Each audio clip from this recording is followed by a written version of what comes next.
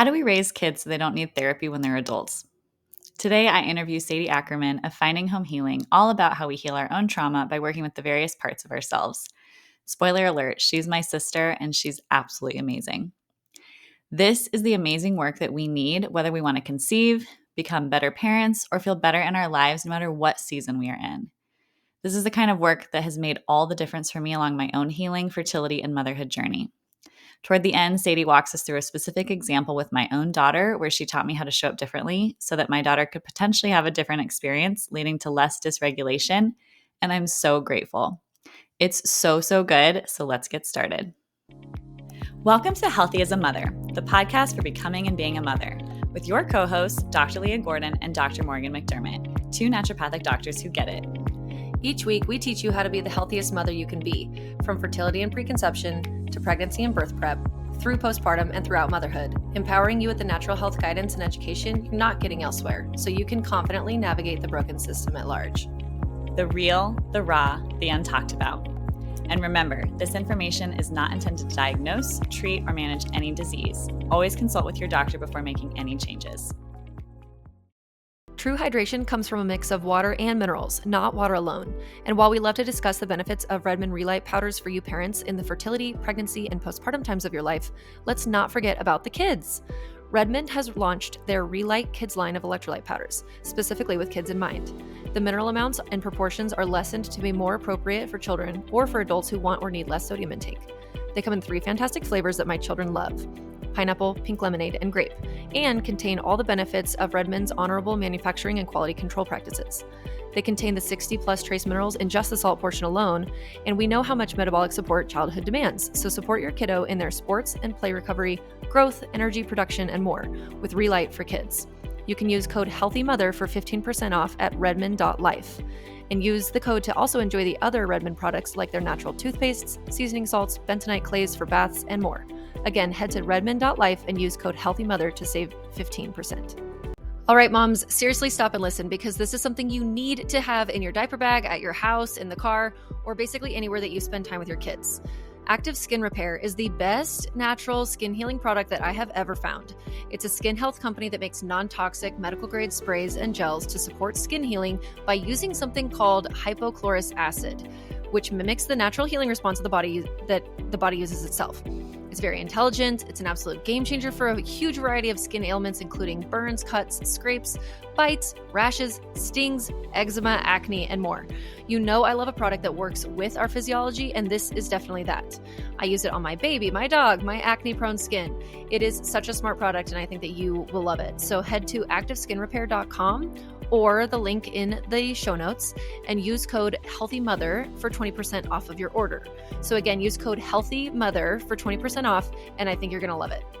Sadie Ackerman is a mental health consultant specializing in integrative psychology and emotional well-being to help highly sensitive women navigate their sensitivities, family and romantic relationships, career, trauma, and mood disorders.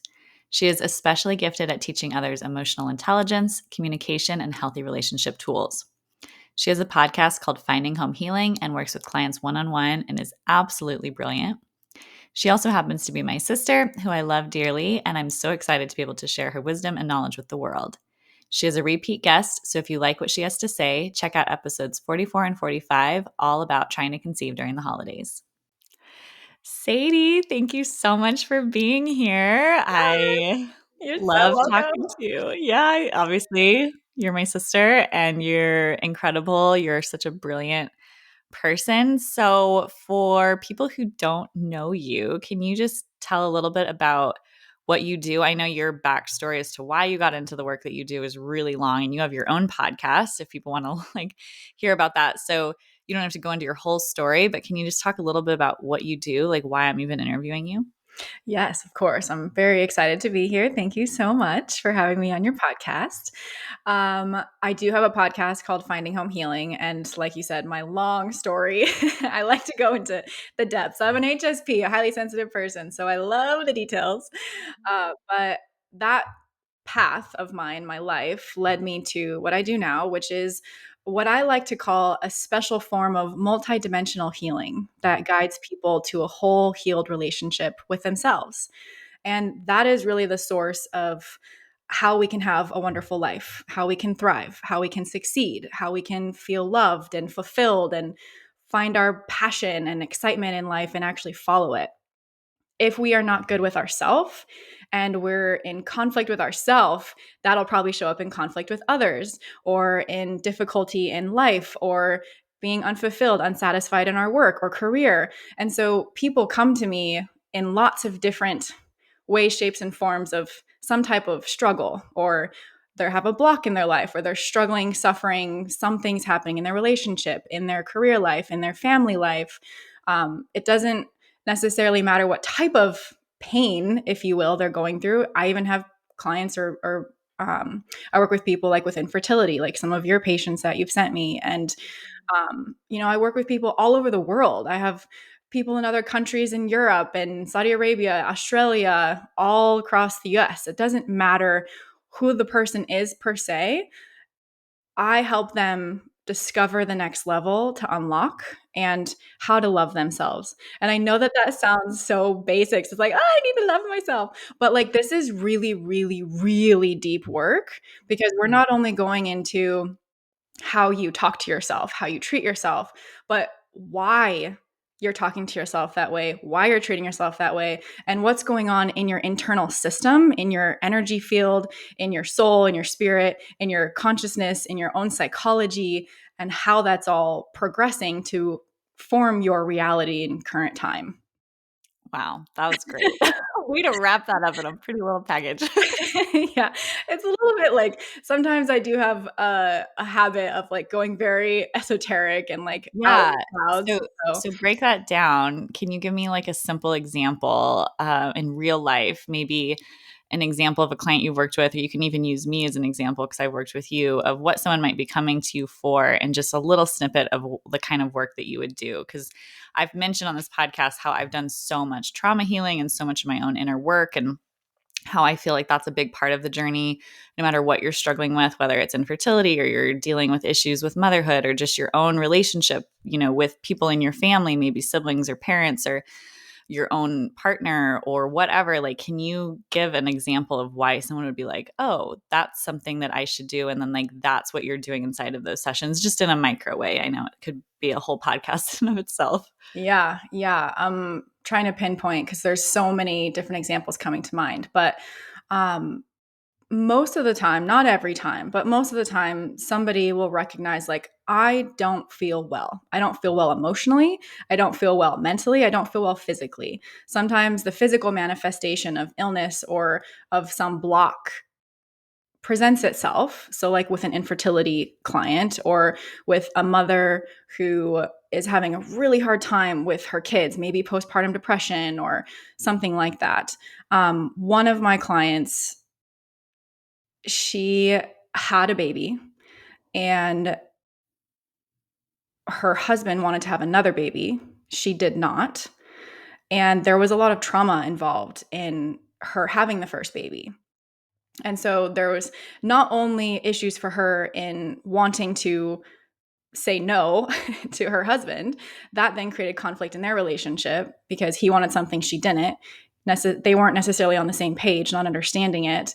And so she came to me and was like, I need help. And she's an amazing, amazing soul and also has parts within her that stuff her emotions down.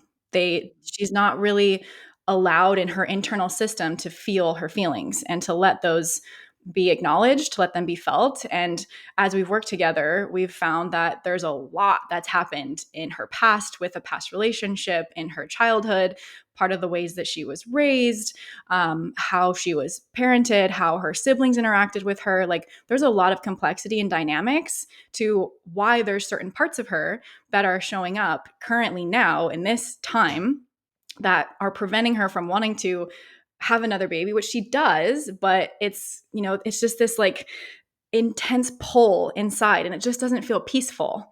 Right. Like a lot of people, they come to me and they're like, I just don't feel good. And it's really hard for them to articulate. It's hard for them to explain, but there's something off. There's something blocking them.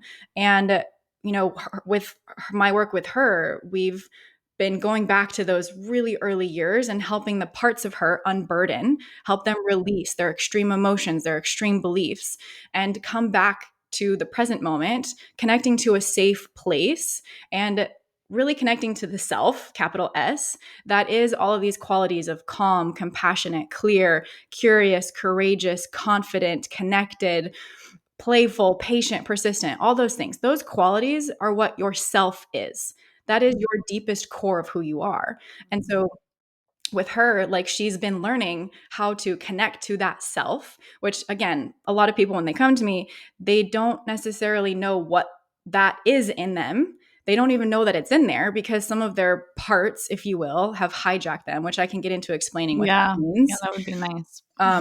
But it's sometimes difficult for us to connect with that self because there's lots of stuff going on inside of us that steers us away from being calm and confident, courageous, connected, compassionate, clear, curious, all these fun things. All the C words. Yeah, all the C words, 8 C words and 5 P words.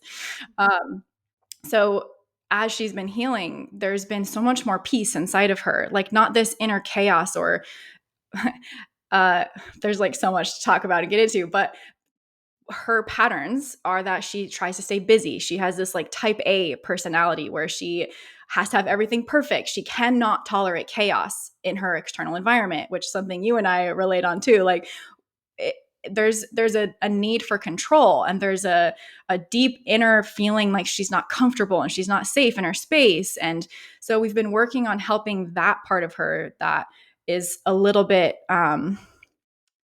I would just call it burdened, that wants her to do these patterns. The type A type of personality wants to control things, feels like she's always on and she's always busy. And then she gets burned out and stressed out and she can't find that peace and calm inside of her. But it's crazy because as we go and unburden these younger parts of her that have been through XYZ, it doesn't have to be something crazy extreme. Like we're not talking about, you know, the most intense thing that sometimes happens to people. Like I've worked with people with severe abuse, severe trauma, like sexual trauma, physical abuse, emotional neglect to the nth degree. But it doesn't even have to be something that's that huge and that humongous to be creating a really big problem in your life today.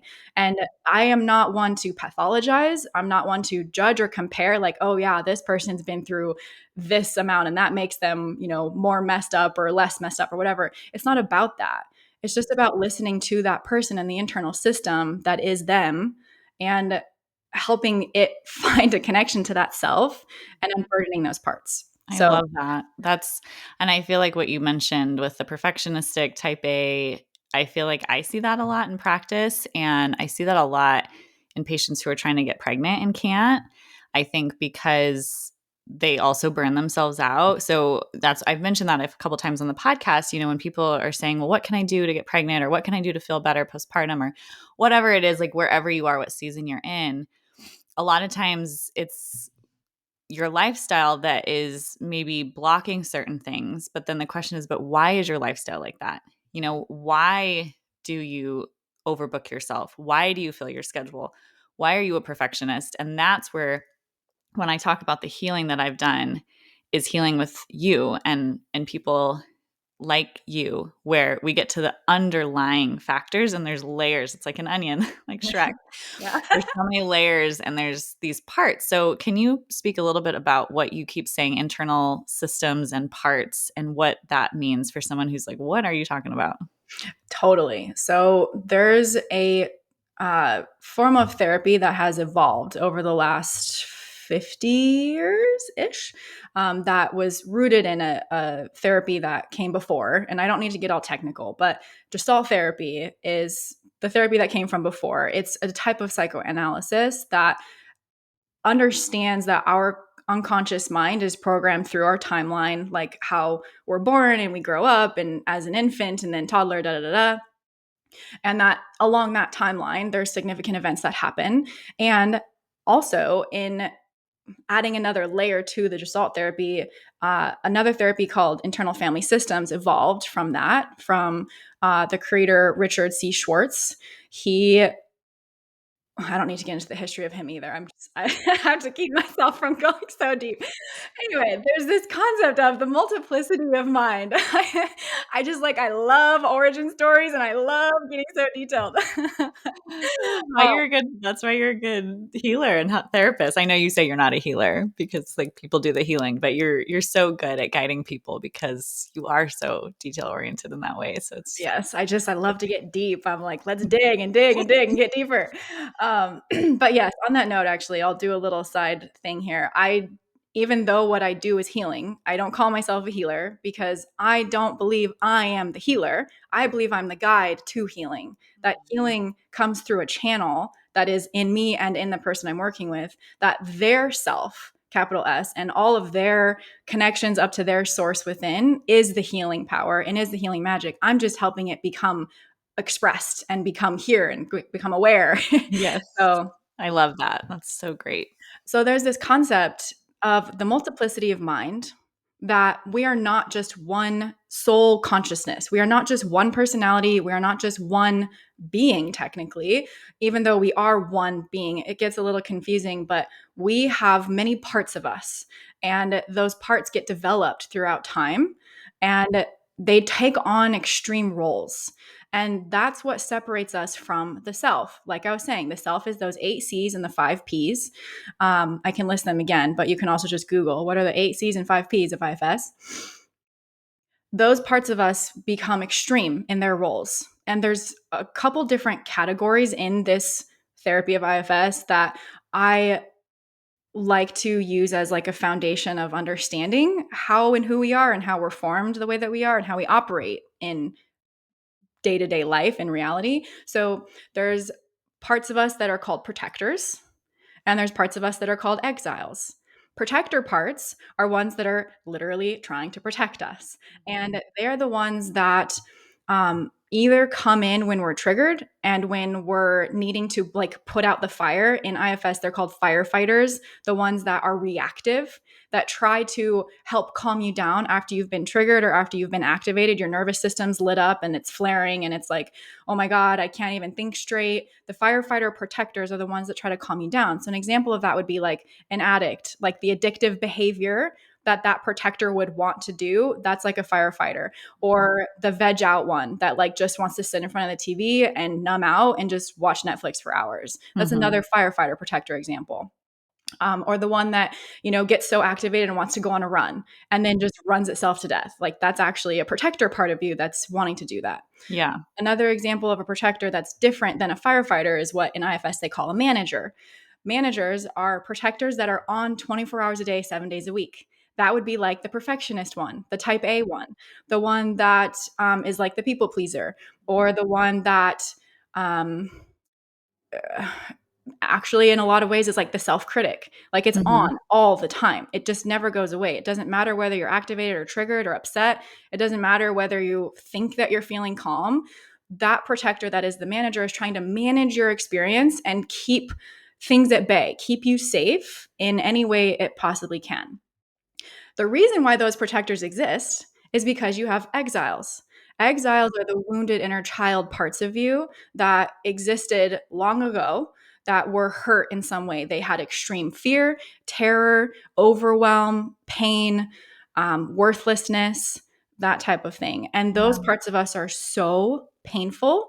They hold so much pain that it's almost too intense for our nervous system, our bodies, our minds, that the protectors have to come online to help those ones out. But because those ones aren't able to fully express and be seen and heard and felt and helped out at that time, they get exiled, which is why they're called exiles. They're these really innocent, sadly wounded little parts that get locked in a dungeon down below, deep inside of our unconscious mind and in our bodies. And they're often the ones that flare up our physical bodies. Like when I work with people with infertility, they've got exiles that are stored in their reproductive organs a lot of times. And so we have to go find those versions of them that were so hurt and damaged back in the day and get the permission from the protector parts of them that are trying to keep them at bay. Because heaven forbid, if those exiled parts that are wounded and carry all this pain were to come out, that would overwhelm the system completely. It would just not be okay. So when we think about and talk about these parts of ourselves and this multiplicity of mind, there's a lot going on and it's very complex, and your system can't handle too much energy. And so these energies, if you will, or what we're calling parts, they get buried inside. And so if people out there that are listening have ever heard of like emotion code or tapping or some of these other therapies that I also deeply, deeply love and I sometimes use, those are really intended to help find these exiled parts that come through as energy that are stuck inside with these extreme emotions, negative emotions, and extreme beliefs. And we want to help unburden them, bring that exile out of its dungeon, out of its dark hole where it's holding all of that pain, help it see the light of self, the compassion and the curiosity of self and how what it contains, and let those protectors relax and take on a new role, because the protector parts of you don't realize or know that they're doing those things and that they're actually hurtful. And in psychology, I don't need to get too, into the technicality, but secondary gain is a really big part of behaviors that you're doing that you don't want to be doing. Because, like, I'll give you an example. Some people that smoke, they don't like that they smoke. They wish that they could quit and they try to quit over and over again, but they don't realize yet that they're getting what's called secondary gain from it. They're getting a positive benefit from it. They're getting the hormonal releases of relaxing. They're getting a break from work. They're getting, that addictive high that takes all the pain away, right?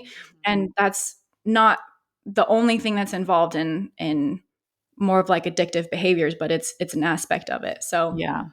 does that help you Yeah, that was understand great. I feel like I mean, I know this work, but I feel like I was trying to put myself in the mindset of someone who didn't, and I feel like you explained that really eloquently. I know for me, I've done so much work with you specifically and a couple other people, but it's interesting that you mentioned about our exiles going into a dungeon, because I know the first time I did work around my sexual trauma and painful sex stuff, I remember I did this like deep meditation with a woman, and she guided me somehow probably toward this exile that you're talking about, because it was me at 18 literally in a dungeon, like naked, wet, cold, so scared. It was like the saddest thing. Like I even want to tear up now thinking about it. And like a lot of the work that I did with her was like going to her and holding her and telling her she's okay, and like putting a big warm blanket around her, and like eventually walking her up. I like can remember it so clearly, like walking her up these like wet, dark, damp steps out into this like beautiful meadow. And it was one of the most profound healings I've ever had. And since then, I think this was before you were working with clients.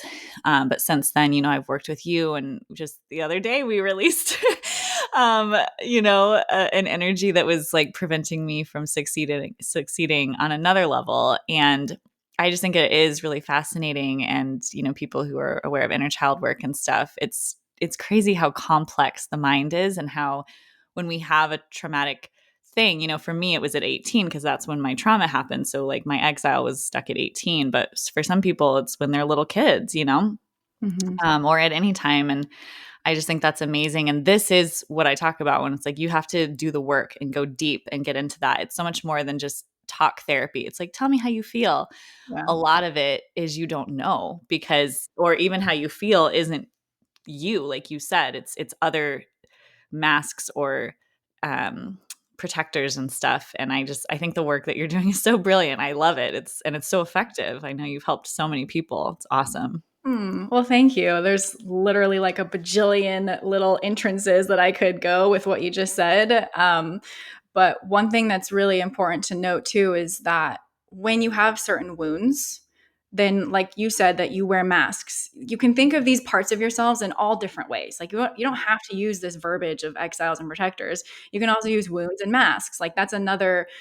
There's a woman, I think her name's Lise Bourbeau. She has a really amazing book. How to heal 5 wounds, something to become your true self. But she's really brilliant, and there's just this concept around when we get wounded, we might feel rejected, abandoned, um, uh, humiliated, betrayed, or having injustice. Like those are the big five of what I find in a lot of people, but that's not the extent of it. There's lots of wounds that exist. And those protector parts, like I was saying, or the masks, they come up in ways that we're not even aware of them coming up. And so, like you're saying, doing talk therapy, most often, 99% of the time, talk therapy is just talking through one of your protectors. It doesn't actually get to anything deeper than that. Right. And it's so fascinating because when I work with people, when I just kind of ask them in the beginning of our session, like, how are things going? Like, what's your update? What's going on? They'll tell me different things. And then when I actually go inside with them, it's like a totally different world. And it's like we've, stepped into this different dimension where everything they just said was almost obsolete and it didn't even matter. And like their internal system will guide me or lead me to like this totally other different direction, but that somehow wrapped back around to what they were saying in the beginning that maybe didn't make sense or wasn't like in coherence with their system. So there was another thing you said, that I say that I do a form of multidimensional healing because, like your trapped exile that was down in the dungeon, this might be a little bit hard for people to like wrap their heads around or accept, but that's actually happening in a different dimensional layer of reality. And I don't want to get too like esoteric, but this world is so fascinating. And for whatever reason, God's given me a gift that I'm like very intuitive and psychic to these parts, and I can see them, I can feel them because they exist at a different layer of reality in a different dimension. And they impact us because they're actually there. Even though people have a hard time sometimes connecting with their imagination and believing that this is happening, and some of their other like reality realistic parts are like, this isn't real, like what am I even doing? Like I was working with Mike, your husband, and he's like, I feel like I'm just making stuff up, and I'm like, yeah, exactly, keep doing that. It's like Mhm. your I've been there. imagination is a gateway to this other dimensional field where most people that aren't either introduced to this or taught this or just have it as a natural gift, they don't go there. And that's where like real deep healing happens. And that's why we say, like, when we go deep, I've had people be like, what do you mean when you go deep? Like, what does that even mean? Yeah. It's like confusing, but something happens when you close your eyes and you tune inside and you go within, and all of these things start coming up. It's a totally different world than the external world. And I have a funny joke, not a joke, but every time I bring somebody back out from being inside, I'm like, how are your travels? I love How was it inside there? Oh, So yeah, there's amazing. there's just a lot there. But yeah, to your point, I know, the the reality of having parts of you stuck in those dimensions is really, really tragic. And like we've talked about, it can happen in childhood, it can happen in teenage years, it can happen in adulthood, it can happen even when you know this work. Like I have been in this work for a long time and I'm still finding more exiles, and I'm still uncovering even more protectors that I have, and other parts of me that are wounded that I didn't know, and continuing to work on healing all of those things. Yeah, I love that. Yeah, same. I feel like it's a lifelong journey. And gosh, it's like anytime I talk to you, I'm thinking of patients. I'm like, oh, I need to send this patient to you. And like, she needs to talk to you. Can you speak before we talk about how we're raising our kiddos? Can you just speak a little bit about us as women? Like, let's say you are on the trying to conceive journey and struggling with that. We've kind of talked on it a little bit, but do you find that women who have infertility, or even men maybe, or hormonal imbalances or issues just in the body physically, do you feel like those are coming from some of these parts or mental emotional things that are just manifesting physically? Can you talk about that a little bit? Yeah. So I don't like to become too dogmatic about anything. I like to follow data and evidence and put in front of me. And even though I am a huge learner for life, I love just learning everything. I do have a strong belief that a lot of our physical experiences and the physical reality is related to, not always caused by, but correlated with what's going on in the mental emotional reality. Now, I'll help people kind of, I did this not to, but for a client once, to help her understand, like, think about dimensions or realities as like little discs. And there's a disc of like a spiritual level that's floating up above. And right below that is the disc of the mental level. And right below that is the disc of the emotional level. And right below that is the disc of the physical level. Inside in there, maybe between the mental and spiritual level, there's a disc for energetic, but the energetic is kind of wrapped around all of them. And we, as beings on this planet in this physical form, exist in all of those different discs. Like we have connections to all of those different dimensions and realities. And when we get an injury of some sort, that injury can happen at any level of these discs. If you have a spiritual injury, that's going to affect all the other levels. If you have a physical injury, that's also going to extend up and affect all the other levels. So I'm not of the mind that like every single injury happens in the mental emotional disc. I love that. That's like so great because I agree. It's like you can't. I feel like when you're in work long enough and work with enough people and do enough of your own healing, you realize that nothing is ever black and white. It just isn't. And anyone who is that way is, in my mind, so clear that like you have so much more to experience, as do I always and always probably will. But yeah, it's like I love how you explain that because the people who are like, it's always physical, or the people who are, it's always mental, emotional, or it's always spiritual. It's like, well, it's like it could be all of it. And it is probably. Yeah. Yeah. So I like to say that like the injury that happens at that disc or at that level of your beingness, that's where a significant amount of like the pain or the alarm bells are going to go off, but it's going to affect all the other levels, right? When you break your arm, that's an injury on the physical level. And that injury extends all the way up to mental, emotional, energetic, and spiritual. Because when you break your arm, you better bet your dollar that it's going to be hard mentally to deal with that. You're going to be totally taken out of your life, your habit, your routine. You're not going to be able to be the same type of person, have the same type of activity. And that's going to affect your energy. It's going to affect how you think about yourself. It's going to affect your feelings. And on the same token, like, when people, if they want to go learn more about my story, like I was deeply, deeply impacted by mold and by having different bacteria and viruses and everything that basically spun up to this huge illness and pinnacle where I was paralyzed. I couldn't talk, I couldn't walk, and that was horrible.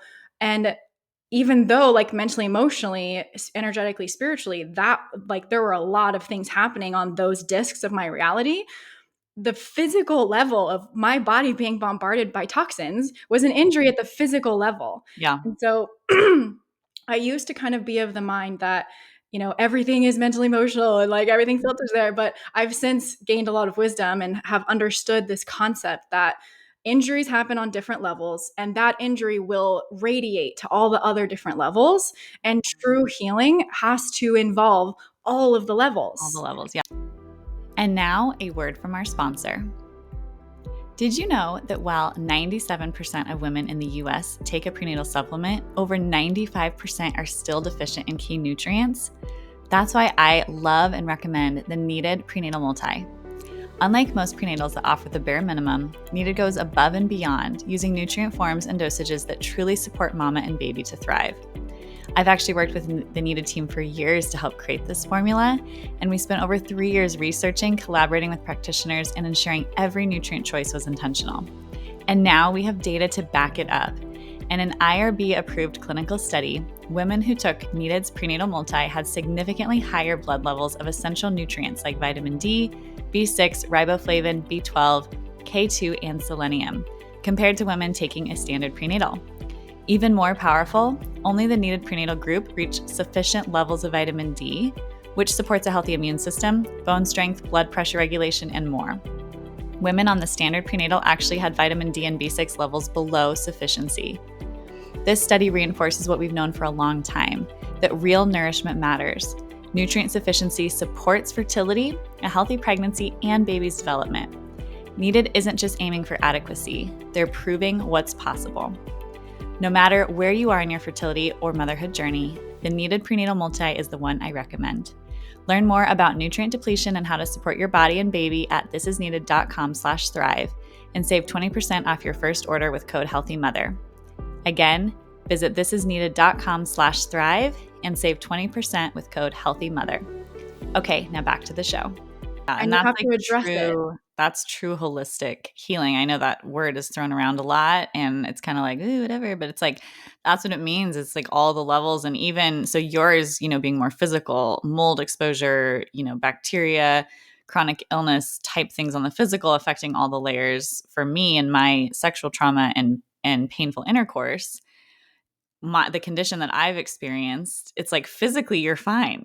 There's literally nothing going on physically. Everything looks normal. And I actually just talked to another woman the other day who has a similar experience. And it's like, yeah, she's been checked up by the doctor. Everything looks fine physically because there's something, that injury happened more for me, probably mental, emotional, spiritual, and some physical for sure. But it has manifested and continued to manifest in the physical space as Right. pain, but like the root of it is like all of these mental emotional stuff, like this exiled person, my exile that was in the dungeon and all of these things. And so yeah, it's like different levels come in different layers, and the conventional medical model often is just looking at the physical, and that's why sometimes they miss the mark. But if you're only in psychology, let's say, then you're also missing the mark. You kind of need all of it.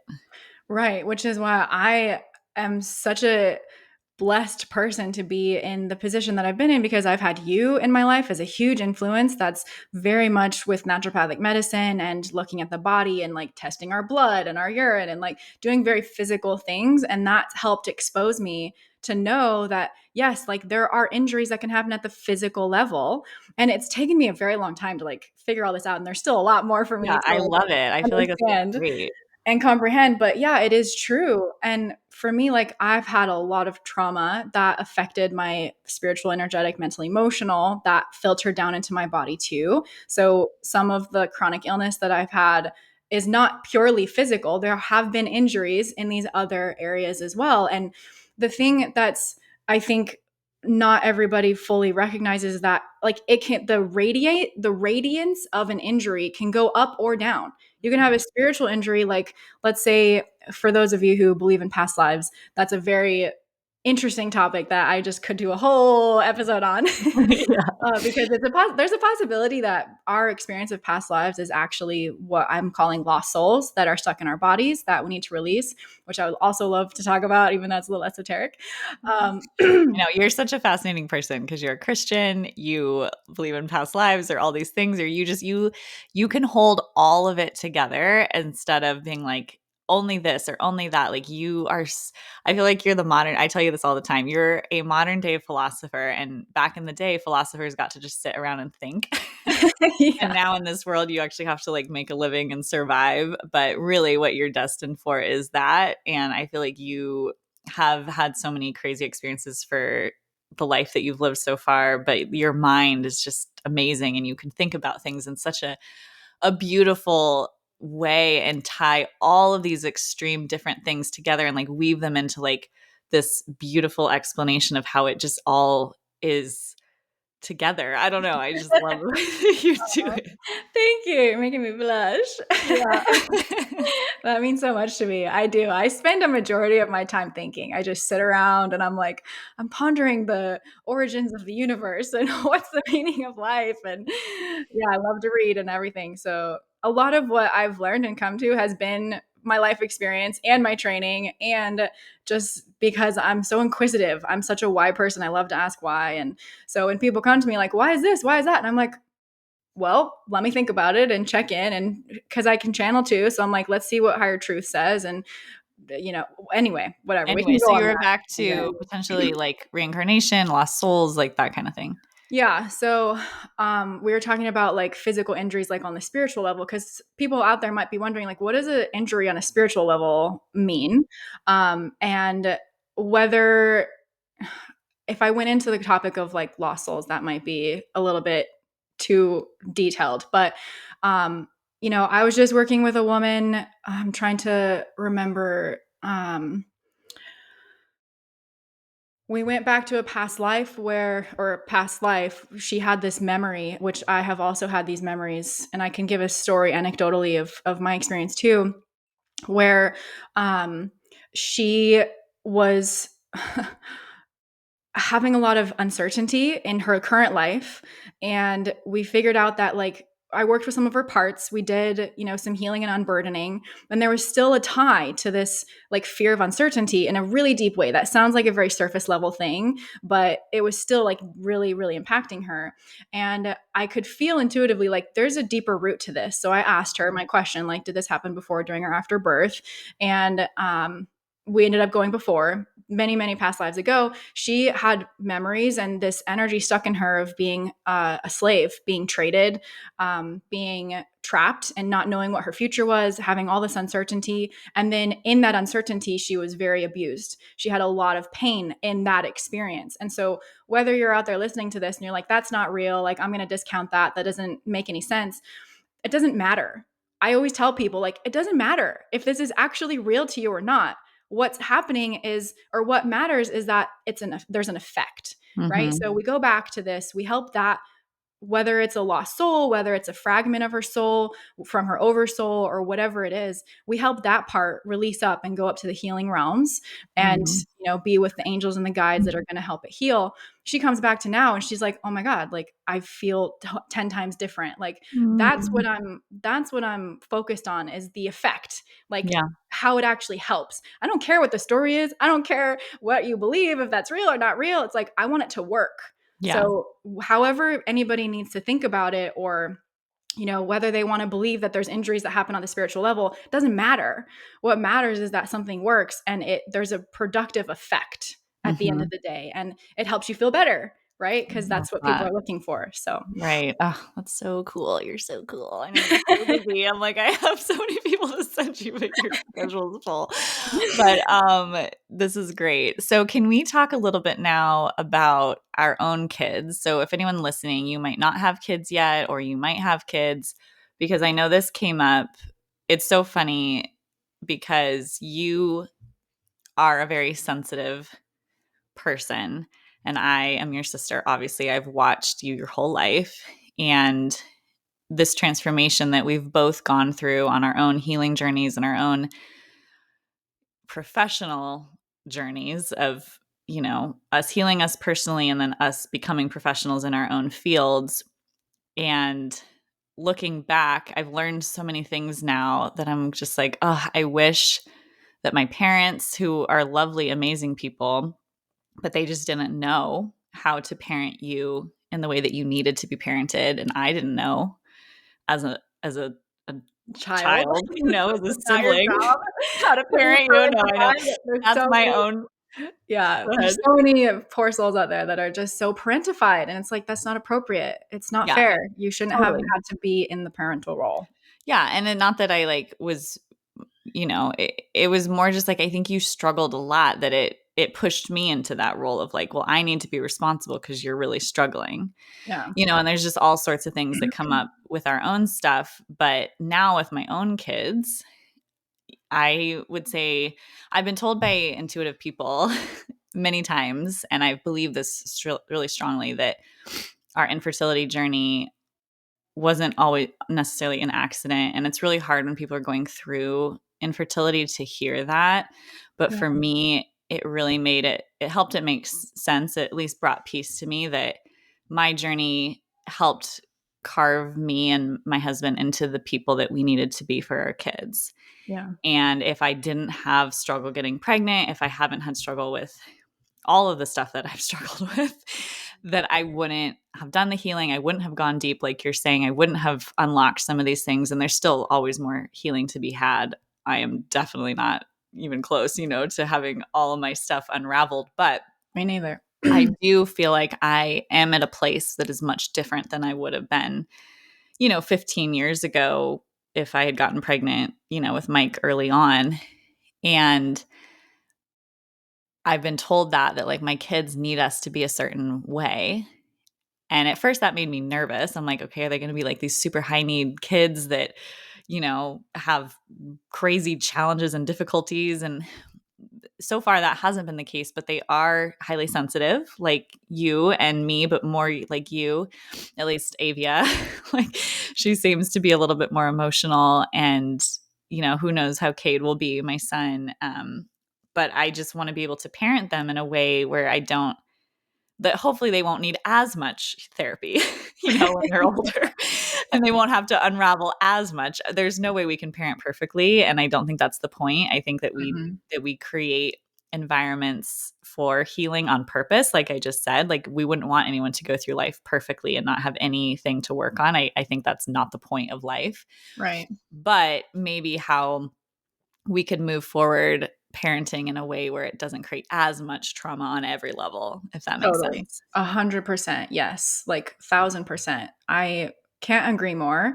And for those of you out there who don't know exactly what high sensitivity is or what a highly sensitive person is, there's lots of resources out there for you to learn. If you yourself, or if you have family members, friends, partners, children that are a little bit more reactive to emotions, that get overstimulated easily, that are really sensitive to bright lights, loud noises, coarse fabrics, that are kind of picky eaters outside of the norm, because like kids are already kind of picky because their brain's still trying to develop.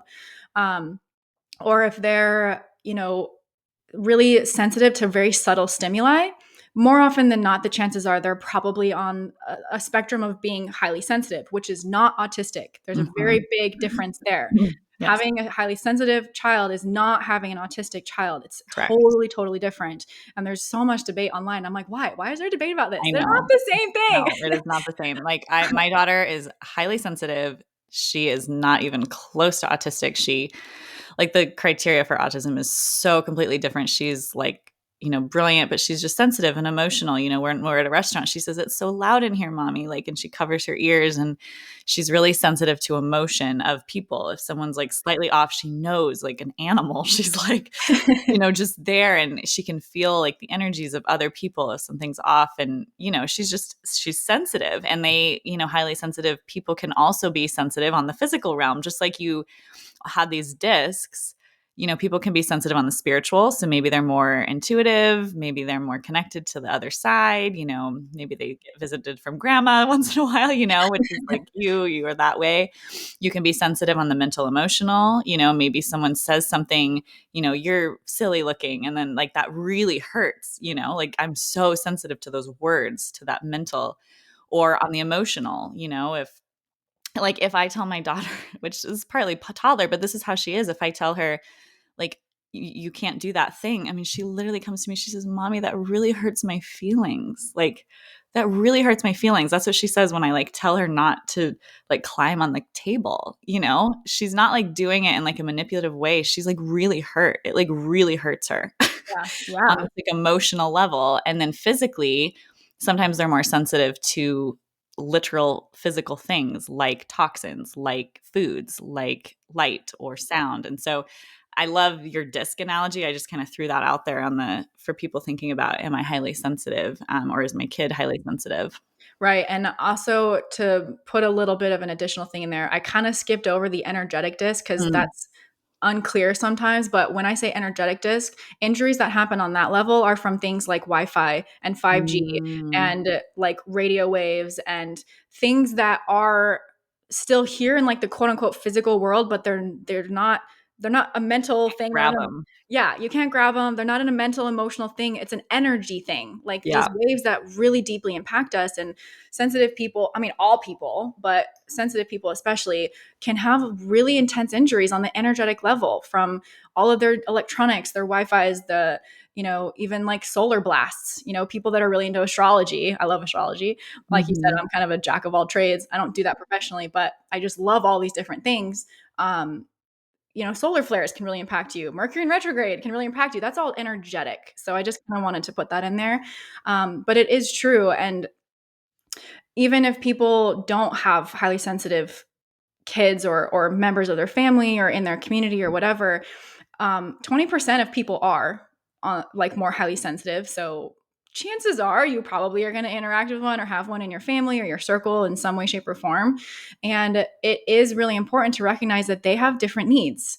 It's a totally different world. And so when we start blending these worlds of like, oh, highly sensitive people and higher sensitivity, which also I want to caveat that like being having an autistic child, there's absolutely nothing wrong with that. It's not that there's anybody that's better or worse, good or bad. It's just that there's different categories, if you will. I don't necessarily love labels. I'm not a pathologizing type of person, or it's not how I practice either.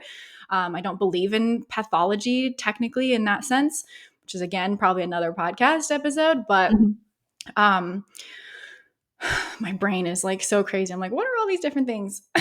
With highly sensitive people and children, it is very important to recognize that they are different in their nervous system, in the way their brain processes things. And so to help them out, like you're saying earlier, to prevent them from having to see somebody like me later in their life, it's important as parents to be receptive and be compassionate and be in self, capital S, all those 8C qualities and 5P qualities. And that's why it's so valuable as a parent to do your own inner work, because that helps you become a better parent. Like you were saying earlier, you had to go on this journey to be a good parent for these children. And I do believe that parents, even though you're not going to be perfect, and that's absolutely allowable for you to not be perfect, all humans are fallible. It is your responsibility and duty, if you are a parent, to be the best version of you that you can be. And if you're not being that, to take responsibility for the ways in which you're not, and do your work that you need to do to get into self, so that yourself is the one parenting and interacting with your children and being the model for your children. Like, I think that people more nowadays are starting to understand that as parents, you are the model for your Mm-hmm. children. You are the attachment for your child. And, the attachment styles and all of that has become really popular. And I like it, but I'm also like, it doesn't go as deep as it probably needs to. But Yeah. it is true that children need that secure attachment. And so when you're parenting with your protectors, or your child is triggering your exile and then Mm-hmm. you're reacting to it, that's not going to help anybody. And if anything, you're just going to pass along the legacy burden from your genealogy onto your children, and then they're going to have the burden of it and have to deal with it. And Yeah. I've been finding that a lot more souls that are coming into this planet are um, kind of the pattern interrupts. Like you and I are definitely pattern interrupts. I've come across like so many people, almost everybody that is drawn to me are the pattern interrupts for these legacy burdens, cultural burdens, individual burdens. And when I say burdens, again, I'm referring to negative emotions, extreme beliefs, darker energies. And so it's important as parents to do work, be in self, lead and parent through yourself, not through your protectors and not through your exiles. And like when Avia is climbing up and feeling like her feelings are hurt, not just discrediting that and ignoring it and being like, you know, Get she's over too it. sensitive. Get over it. Like, Yeah. stop being so. I can't even tell you how much I was told as a kid, you're too sensitive, you're overreacting, you're too much. And even though that doesn't seem hurtful on the surface level to a sensitive person, it crushes their soul. And to be told that you're too much of something, that your natural beingness is not okay, it literally leads down the path of, I don't even want to exist anymore. And that leads to the path of even suicide. Like it gets pretty intense really Mm-hmm. fast. So I don't say that to scare people or to, make them afraid of saying the wrong thing, because that's a protector that would come up of like, oh my God, like I can't say the Yeah. wrong thing. I can't do this, that, or the other. It comes more naturally when you're in self, when you're in Mm-hmm. those qualities of calm, compassionate, courageous, confident, all those things. Yeah. So does that, Yeah, I love that. And so let's like, because I know we could talk forever. So I let's know. wrap up with an example of I love giving practical advice and practical examples so someone can wrap their head around it. Yeah. This happened recently with my daughter Avia when we were at my parents' house. And like I said, it's not like we're perfect. I'm not a perfect parent. I make mistakes all the time. I'm constantly learning. I mean, there are days, even just the last week, where I'm like, I'm a terrible mom. Like, this is probably a protector of myself or an exile, being like, I feel like I don't know what I'm doing. And in my mind, I'm like, I need to go read like 10 parenting books because what am I doing? Like, what what am I doing wrong that she is acting like this or having this experience or whatever? And I have to have grace for myself too. But I'm always in the pursuit of trying to figure it out. And so with her, she's 3.5. Which, let me just caveat really quick before you go on this story. Yeah. If somebody's in that situation that you were just in, feeling those ways, that's when it's super important for you to go inside and be like, okay, I've noticed that I have deviated from my qualities of self. Why am I doing that?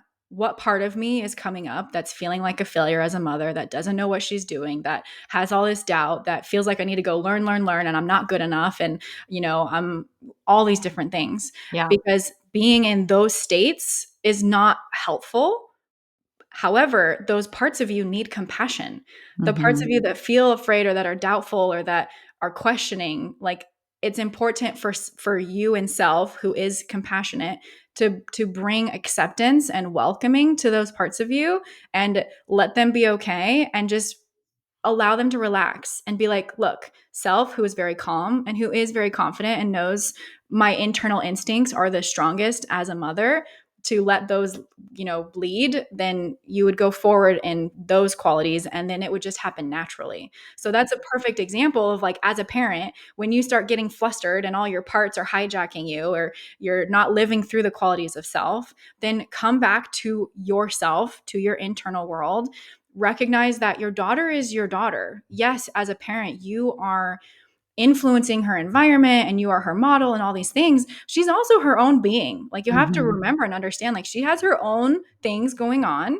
And the best thing that you can do as a parent is to be in your own self, I capital love S. that. Yeah, that's so great. It's like putting the power back in that and not feeling powerless, which is so good and plays a big role with toddlers where there's like power struggle or like, that's what people talk about it being. And it's Right. it's more just like learning how to, To yeah. diffuse. When you diffuse the power struggle and you don't feed into it, then it goes away. And I know that I'm not an actual parent to humans yet, but I parent a lot of adults' inner children.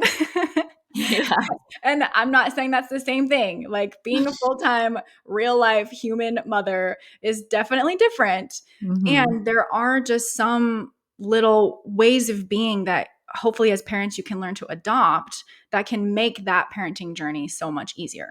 Yeah, I love that. Okay, so I'll paint the picture. And we'll talk about the discs. I love this. This is coming full circle of the discs of the different things. So we're at my parents' house. They have a lovely home in Colorado, and they had just built on because the house was kind of smaller. And so they built on an addition so that we would have some rooms to stay in when we came to visit. And it was brand new, just built. So lots of toxins, in the sense of toxins like new paint, new vinyl floor, new, stain, new mattresses, like all the toxins that I talk about, trying to avoid because they impact people, especially sensitive people, aka I'm very sensitive on the physical realm. So we're staying in a place with lots of toxins. Mike's gone. He's on a trip, a business trip. So she has some instability in that regard. She's used to us both being around almost 24/7. We're in a new place. We had just been on a 2-day road trip. She has a new baby brother. Like, that's already like a new transition. And we are now co-sleeping all together in the same bed because I have to be with the baby, but I also have to be with her because she can't sleep alone right now and Mike's gone. And where our eating patterns are different. Blood sugar is a really big factor in toddler tantrums, in my experience. And a lot of people don't even know about blood sugar, but them not eating well enough. And so she was just having a lot of experiences. And it was a very interesting time for you and me because we love our parents. I love my parents. I think that they are amazing and no one's perfect.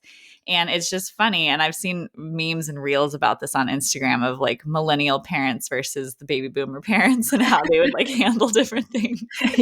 Yeah. And like the baby boomer parents are like, just tell them to be quiet and like, like they're being Ignore naughty. them. Yeah, ignore them or whatever. Like there's just so many things. But just watching, my parents were very sweet and like they were going off of our cues, but I could see where they wanted to step in and how they would have stepped in when we were kids in that experience.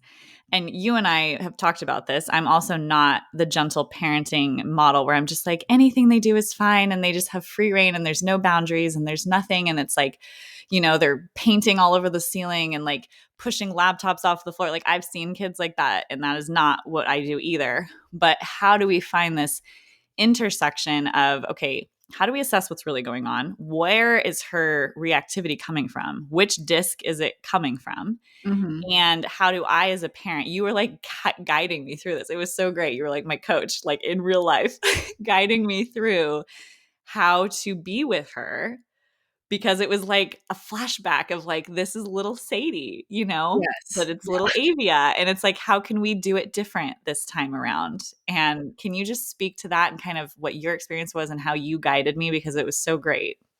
Yeah. Well, first I'll say it was really triggering for me at first because I'm like, okay, Sadie, this is okay. You're gonna be fine. Like I think that there were two times that the first time I actually had to remove myself from the room. I wasn't able to be in my own self. I wasn't regulated enough. I obviously am just like you. I'm still doing all my own healing and there's just even more for me to do. And even with my level of mastery and expertise that I've come to, sometimes I still falter. And like the first time that it was occurring, I'm like, I can't, I had to step away. So that was important for me. And it's important for people to realize too that like if something is too much for you, you have to put on your own oxygen mask first. And Yes. that's something that I had to remind myself of. Like, I can't step in here when I'm not in my own self. I'm going to make things worse. So I decided to remove myself. Then the next time that it happened, I was like, okay, I've processed my experience that Avia is like a manifestation of me and my younger self. And we're in this like weird, crazy, like Time reality warp.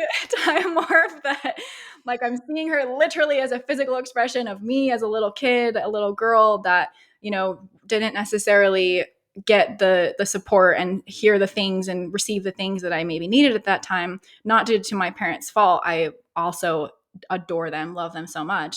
It's hard when we just don't know. So Mm-hmm. this is why it's really cool that whoever's listening to this and has made it this far, thank you, because this is really, really important, helpful information. Um, so when I was experiencing Avia, like be really, really reactive, and she was so attached to you and so like dysregulated. Yeah, she was like crying and screaming and like, "Mommy, no, like don't leave." And I mean, I don't even remember what she was doing. It was very weird for her though. Yeah, and there were a couple of different instances that I'm going to speak to because they were important interjects. So, the first one that I'll speak to is when I believe it was in the morning, we woke up and she was so attached to you and just like so distraught.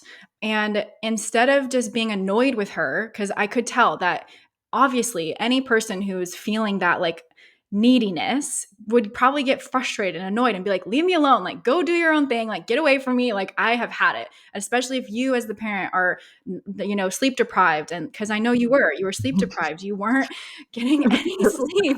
You had Cade waking you up, and then Avia was also waking up, and all the toxins were affecting you too. And so like there's grace for you with all your discs and all the injuries that you were experiencing too. So I'm not saying that with every case you have to be a perfect parent. That's a really, really important thing to take away. But so I was recognizing that and I was like, okay, as long as I have your permission to like step in and help out, which I asked, then let's try something different here. So I sat down with Avia and I just tried to ask her not to reason with her logic, but I've sat my body down next to her and I looked in her eyes and I was just present with her and I let her know energetically through my mind, which you can do this, just say it in your mind and with your like your presence, like, I'm here with you. I'm here to listen to you. What's going on? Why are you reacting this way? And there's specific questions that you can ask once your child is old enough to be able to respond. That's helpful to get to talk to them. But if they're not old enough to respond, then your physical touch to help calm their nervous system first off is most important. So putting your hand on their chest, like in their heart area, and then just breathing in your own body and allowing them to breathe in their own body. If you have like an infant that's maybe having reactivity, touching their head, cupping your hands over their face or getting skin to skin, that's immediately going to regulate their nervous system. You cannot do any good when a nervous system is dysregulated. You have Mm-hmm. to remember that. No good comes from further dysregulation. So when you're up in arms or when you're overreactive or emotional or they are, the first line of action that you need to do is to not say anything and just calm the nervous system. So whatever you need to do, again, hand over the heart or hold them. Like I know that with Avia, sometimes you're like, do you need a hug? Yeah, And you just anytime like, she's, like, being what a classic person would say is, like, naughty or a tantrum or she's, like, having a reaction, Mike and I both, we just say, "Do you need a hug?" And then she goes, "Yeah." And then she comes in and we just hug. yeah. Just the physical touch alone is enough to send the signals for oxytocin to release, for even sometimes dopamine, for norepinephrine to like stop shooting and squirting out of the brain. Like the stress hormones just stop. And immediately the body and the nervous system say, oh, okay, I'm safe. I'm okay. And that immediately disarms the reactivity. When a child is having a reactive event and you feed the reactive event with your reaction or with telling them to stop or stop crying or, you know, you're being too much, like this is naughty behavior, like go sit in your room. When you punish the reactivity, that then creates a spiral of horrible things happening in their own mind. You won't see it. It's invisible. This is like invisible injury that happens at the mental emotional level. So to prevent that invisible injury from happening, calm the nervous system immediately.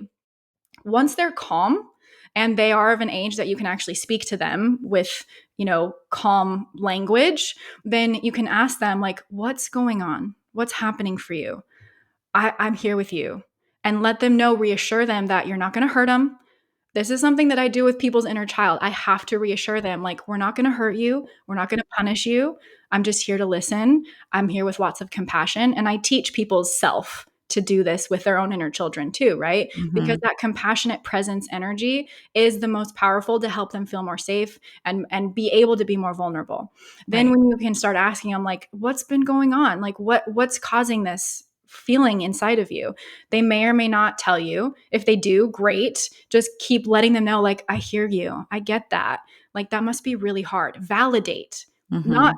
don't let them know that what they're doing is okay, but the emotion, like the reason why they're having the emotions is okay. So in this example with Avia, the first instance that I'm referring to is she had an experience where you guys were actually sleeping in different rooms. Cade was in a different room, and you Right. two were in the same bed. And you had to get up in the middle of the night and go tend to Cade, which in your mind is totally innocent. Like, I didn't do anything. I just had to go tend to Cade. But in her experience, she was distraught and she didn't know where you went. She was in this new place. She was like terrified. And when I asked her more about it, she was like, telling me that it was really scary that mommy wasn't there when she woke up. And I let her know, like, I totally get that. That would be really scary. I'm so Mhm. sorry that you had to go through that. And it didn't take much. Once I just finally validated and poked that fear that she had, then she was like totally fine the rest of the day. And she was Mhm. not needing you to be around. She wasn't so needy. She went to doing her creative arts. Like, it was that simple pointing out of what it was that was scary for her and Yeah. not invalidating it and just being like, yeah, I get that that's really scary. You don't have to solve anything. You don't have to like Mhm. overly apologize or feel guilty about it because those are other exile or protectors in you that would come up. It's just, oh my gosh, I see how that would be really scary. And I don't ever want that to happen to you again. Mhm. Right? That type of thing. So that's the first Mhm. instance of calming the nervous system, just reasoning and finding out what's really going on and why they're feeling those ways. Yeah, I love And that. again, that's a specific age, probably 2.5 to 3 years old and up, depending on their development, that you can reason with them. If they're lower in age than that and they can't reason, then calming the nervous system, letting them know that you're just there and you're present, you're not going to hurt them, not going to punish them. That's most important. The second instance, that's a specific example, was we were in the living room. And this was one of the ones where she was like really crying and having a big experience. And I could tell that there was a lot of activation from everybody. Mom and dad Mhm. were activated, you were activated. And so I came to you and I was like, hey, like, come back to self. I know you're activated, but come back here. Mhm. And then you were able to help her do the nervous system calming. And you asked her, like, sweetie, can you put your hand on your heart and just take a deep breath right now? with love. Like, you have to get yourself regulated and keep practicing holding your container, your frame, so that then you can lead them like, sweetie, put your hand over your heart. Just take a couple deep breaths. And Mm-hmm. she did. It was so sweet and so cute. I know. And she's like this little sweet innocent thing. And then we had figured out that I think that she hadn't eaten. She needed some Mm-hmm. protein, which the point of blood sugar regulation is huge. Like, Huge. really, really, really important. Yeah, I think my dad had made her pancakes that morning, which is totally fine. That's my dad's love language. I love it. He used to make us pancakes. I don't know if she either hadn't eaten yet or she'd had something like pancakes without protein, which will drop blood sugar, and just cause all sorts of stuff. So, yeah. Yeah, and then with the combination of being exposed to the VOCs from all the new materials, like, there was just, I could feel intuitively and instinctively that there was a lot more happening for her than just being an emotional toddler that, Mhm. was throwing a tantrum. It's like she was dysregulated, and in that moment she just needed to breathe, to be present, to know that we love her. We're not going to hurt her or punish her. Because the first time when I had to leave, there were some things that were happening that was really, really dysregulating for me, where it was like everybody was dysregulated, myself included. And, there were things being said like, stop crying, and like, you can't do this. This is not good behavior or whatever. And so there was just a lot of those protector parts that were coming up. And this Mhm. experience that I'm referring to was like a redemption of that, and a Mhm. reconditioning of recognizing that when a toddler is emotional, it's just like a baby. A baby cries when it needs something. It's not just crying because it wants to. Yeah. That's just not a thing. A baby, an infant cries because it's hungry, it's cold, it needs attention.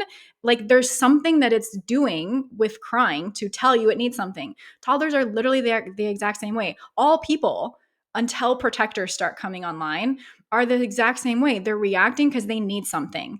And Mhm. most of the time it's invisible, like with blood sugar. If you're not knowing that your child is needing support with blood sugar, like, try that out. Give them something that's protein or fat and see if that helps. Or, if there are toxins that maybe you need to go down a rabbit hole and test or something, like, that's probably impacting them.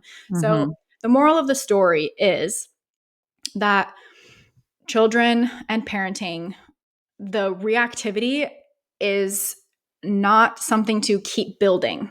You can Mhm. prevent a child from needing to see somebody like me later on down the road if Yeah. you yourself do your work to stay in self, help out all of your parts, protectors, exiles, and the like, and stay in self as much as possible. Recognize that when they're throwing a tantrum, it doesn't mean that that behavior is okay.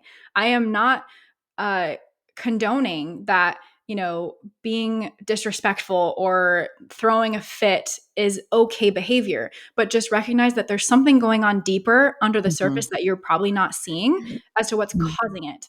And Yeah. as a parent, it is your responsibility to investigate and to give them what they need. So Mhm. that's I love that's that. that's the whole moral. Yay. Oh my God, that was so good. I know we could talk forever. I'm like, I feel like we should have a whole other episode. I will maybe in my new membership that I'm building, I'll have you come and do a Ooh, bunch of series there. I love the practicality and like the example because I think for sometimes people are like, but what do we do? So yeah. that was so great. And I know we've already taken a lot of your time. Thank you so much. Can you, as a wrap up, just kind of let people know how they can get connected with you and learn more from you or work with you or whatever, all the things? Yeah, absolutely. So, Finding Home Healing, that's a website, that's a podcast, that's social media on YouTube and Instagram and TikTok.